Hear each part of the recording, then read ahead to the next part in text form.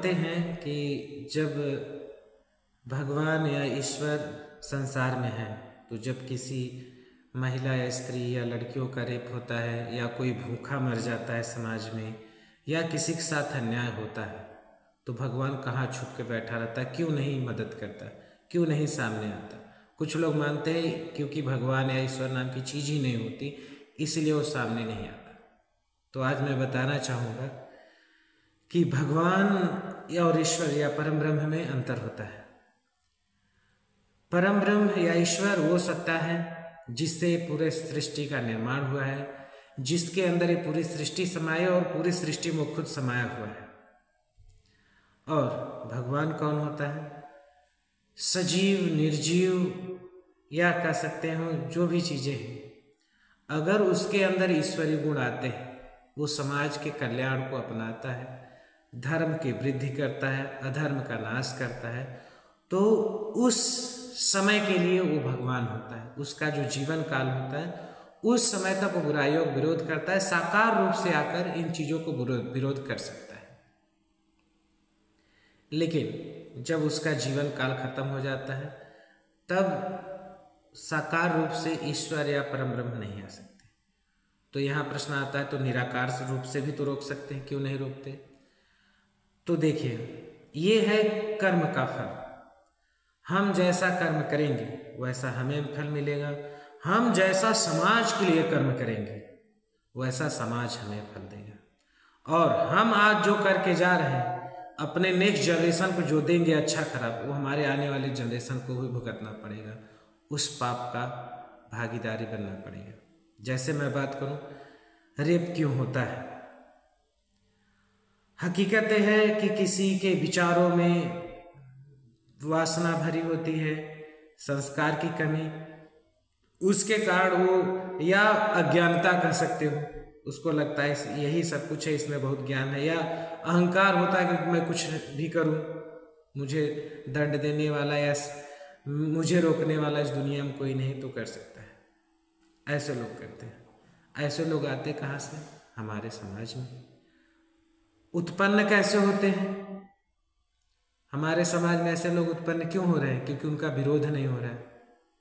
विरोध नहीं करेंगे तो ये चीज़ें समाज में आती रहेंगी। और एक चीज़ मैं बता दूं, कानून रेप होने के बाद सजा दे सकता है, रेट घटा सकता है, रेप रोक नहीं सकता। रेप को रोकने के लिए आदमी की चेतना स्तर, बुद्धि, संस्कार, उसके धर्म, उसको रोक सकते हैं। तो कमी कहाँ आ रही है कि हम अपने सामाजिक धर्म जो है उसे पूरा नहीं कर रहे हैं। हम सामाजिक पाप उत्पन्न कर रहे हैं और उन पापों का भुगतान हम और हमारे आने वाले जनरेशन को करना पड़ता है। इसलिए जो सामाजिक पाप कर्म हम किए हैं उसके दंड को हमें भुगतना है।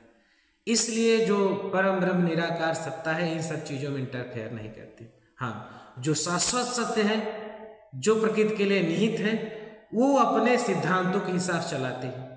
प्रकृति कभी किसी चीज़ को डिटरमाइन नहीं करती या ऐसे नहीं करती। उसके अंदर कर्मों का, चेतना स्तर का, ऊर्जाओं का एक नियम बना हुआ है। आप जैसा कर्म अपनाते जाएंगे आपके भविष्य आने वाले जनरेशन उन सब चीज़ों में उलझती जाएगी, उन सब चीज़ों को से भुगतना पड़ेगा। अब बात करते हैं कि अगर ये कर्म जो दुष्कर्म हो रहे हैं जैसे रेप वगैरह, तो इसमें वो स्पेसिफिक लड़की की तो कोई गलती नहीं होती, जिसके साथ ये होता है तो उसका कर्म तो गलत नहीं है, तो फिर उसे सजा क्यों मिल रही है? तो मैं बताया, उसका जो स्वकर्म है जिसे हम स्वधर्म कहते हैं वो सही है, लेकिन उसके पिता या और लोगों जो समाज निर्माण कर रहे हैं वो अपने कर्तव्यों से विमुख हो रहे हैं।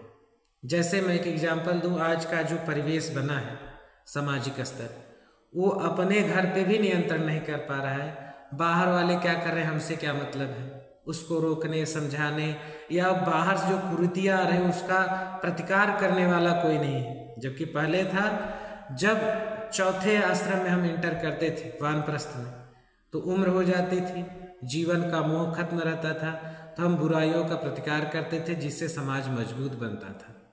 सपोज अगर एक समाज ऐसा निर्मित हो जहाँ सब संस्कारित हो, सभी को जितने भी बहनें हैं, चाहे अपनी हो चाहे दूसरे की बहनें, उनको बहन माने, माताएं माने, तो वहाँ सोचिए क्या रेप की पॉसिबिलिटी है?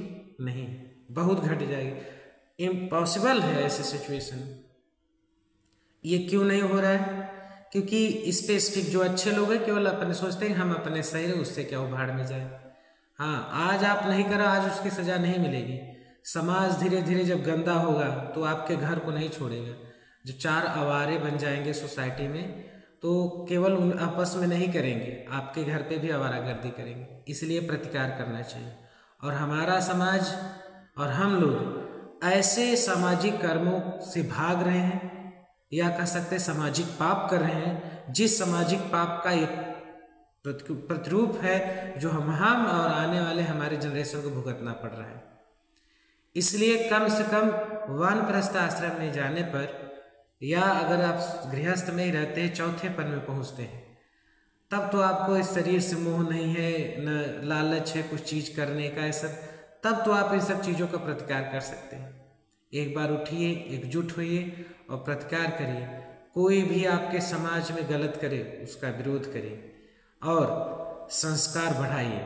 खुद संस्कारित हुइए, अपने परिवार को संस्कारित करिए, समाज में करिए। और जो लोग समाज में इसके अपोजिट जाए उसे समाज बहिष्कृत करे, तब वो जाकर एक आइडियल समाज बनेगा, उसमें जीवन यापन करना आसान होगा।